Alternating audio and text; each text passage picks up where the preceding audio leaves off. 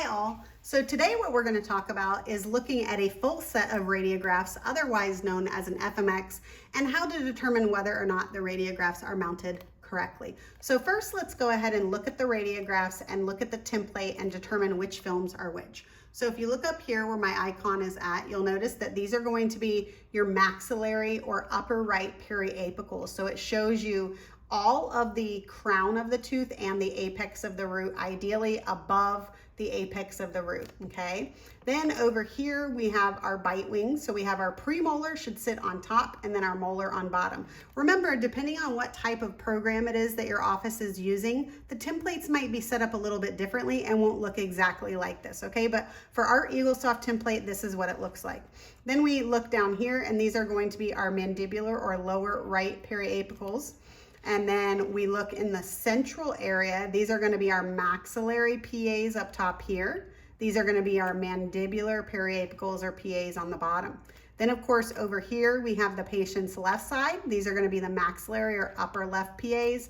Then of course we have the bite wing with the premolar on top and then the molar. And then of course these are going to be our premolar and our molar or lower left mandibular PAs. Okay, so now that we've kind of talked about the template and the type of films that an FMX has and how many, so our particular template, there's 18 films. Some offices have less or some may have more, okay? So again, it's gonna be dependent on the type of office that you're in and what type of radiographs your dentist likes to see.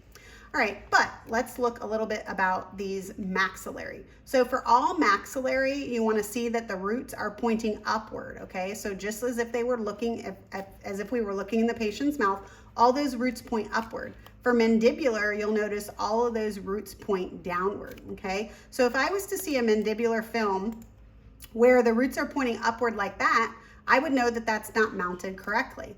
Now, if I had a maxillary film mounted on my mandibular, one way of making sure whether or not that is correct is by looking at the maxillary sinus. So if you see sinus cavity in any of these, you would know that that's a maxillary tooth. So I see sinus here, but I don't see any sinus here. So I know that these two are mismounted. So all I have to do is click and drag that back into the right position, okay? Also, you want to make sure that all of the roots are pointing correctly. So I'm going to flip that upside down. Now, let's just look at this if I mirror it. So do you see how these are premolars because they have multiple cusps? Whereas if you look at the anterior teeth, you see only the flat incisal edges. I know that if I'm working towards the anterior portion of the mouth this way, that those premolar or big teeth should not be in front of these little teeth. So I know that that is mismounted, it's flipped, it's mirrored, it's backwards. So I need to go ahead and mirror it back again to where those posterior teeth are on the back side of the film, okay?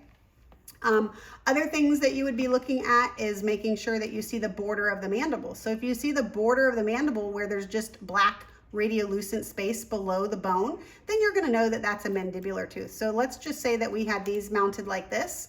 Okay, so I'm gonna flip that. So also another way is by looking at these, and I'm gonna flip that too. So let's just say you were looking at these and you're trying to make a determination, okay, which is maxillary, which is mandibular. Based on what you should have learned in your head and neck anatomy class, you know that all of your maxillary anterior teeth are going to be wider or larger. These lower anterior teeth are going to be smaller than what the maxillary anterior teeth are. So that's one way. Another way is, again, by looking at the border of the mandible or by looking at the maxillary sinus cavity. So what I'm going to do is I'm going to flip this back up, flip it upside down, and then I'm going to go ahead and flip this. Now, let's look at these two teeth right here, okay? Let's just say that this one was mounted like this.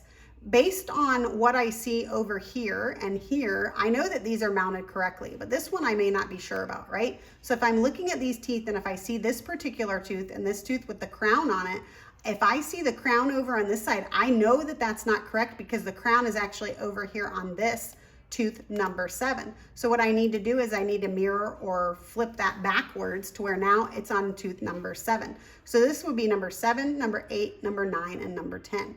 So again, knowing your tooth numbers is also another very important aspect of your mounting, because when you're looking at radiographs, you're going to need to be able to use those terms when you're communicating with other dental professionals in the dental setting.